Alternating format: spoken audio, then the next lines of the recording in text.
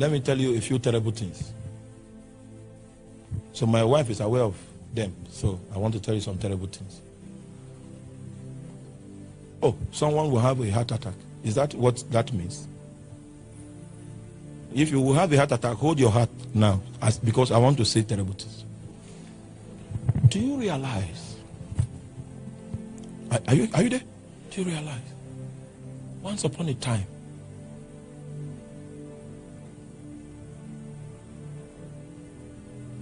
a married woman came to me and she said that God has approved that I should be sleeping with her.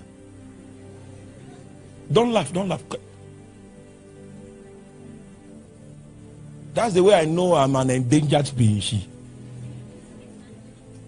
That what happened? That God has what? Approved. That I should what? Now, my wife knows the lady. This lady I'm talking about is exceptionally beautiful.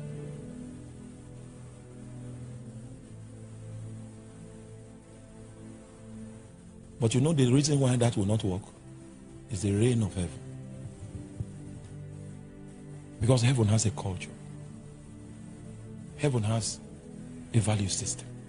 Before God allowed me to be the one standing to preach to you today, I can show you 20-something years of testing in a place that you will never see.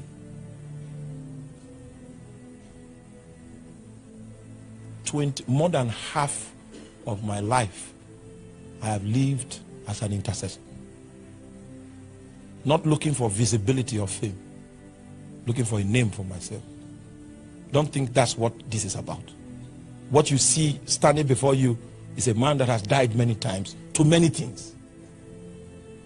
The only thing that remains for which I pursue is his glory. That's what God wants to make you. That's what you become when the heavens rule you. I've had offers.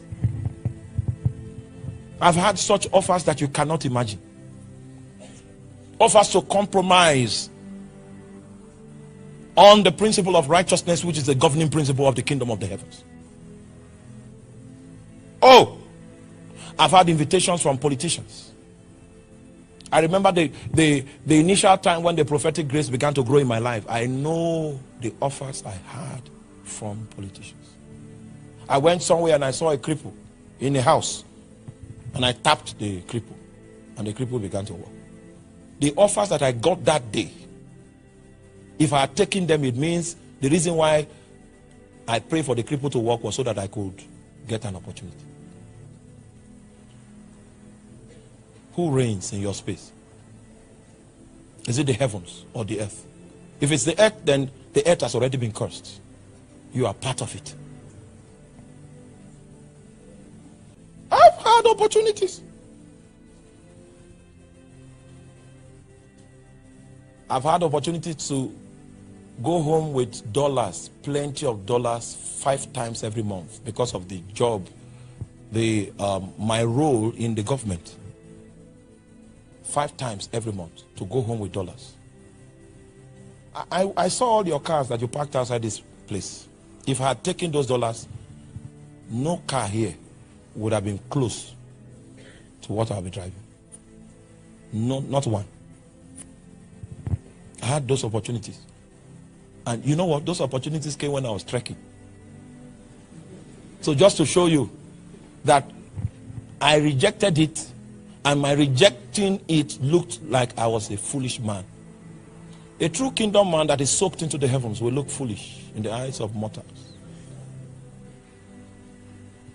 That's why authority is not common. That's why power is not common.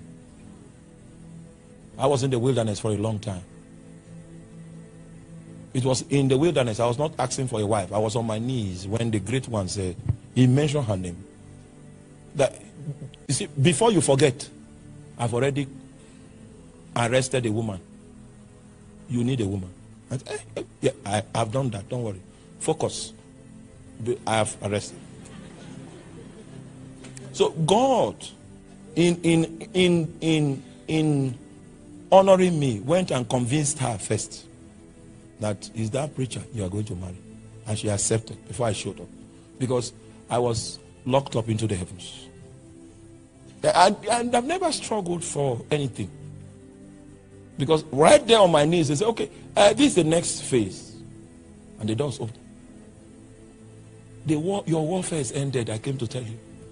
If you know how to function from that place, you will find doors opening on their own accord before you find expression. Just like it happened to Peter when he was coming out of the dungeon. You fight too much because your heavens are brass. It is 14 years now that I've been working with this lady, and I am sure of long life. I have peace.